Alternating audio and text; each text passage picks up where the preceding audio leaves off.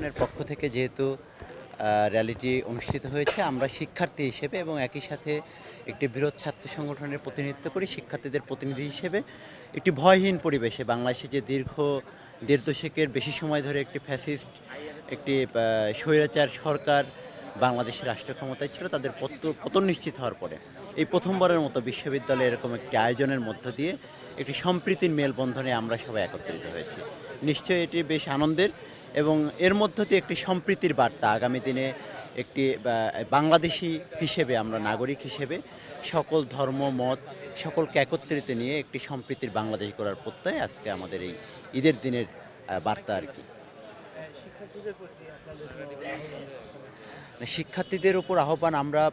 আসলে একজন বাংলাদেশী হিসেবে বা বাংলাদেশী জাতীয়তাবাদের আদর্শের বিশ্বাসী একজন রাজনৈতিক কর্মী হিসেবে আমরা যেটা মনে করি যে বাংলাদেশটা সবার, ধর্ম যার যার, উৎসব যার যার উৎসব, কিন্তু বাংলাদেশটা সকলের, যে যার উৎসব নির্বিঘ্নে ভয়হীনভাবে পালন করবে, যেটা বিগত দিনে এই পরিবেশটি ছিল না। এই প্রথমবারের মতো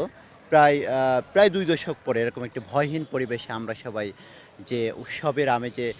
একত্রিত হয়েছে, আগামী দিনে এই সম্প্রীতির বন্ধনটা আরও মজবুত হবে, এটাই আমাদের বার্তা।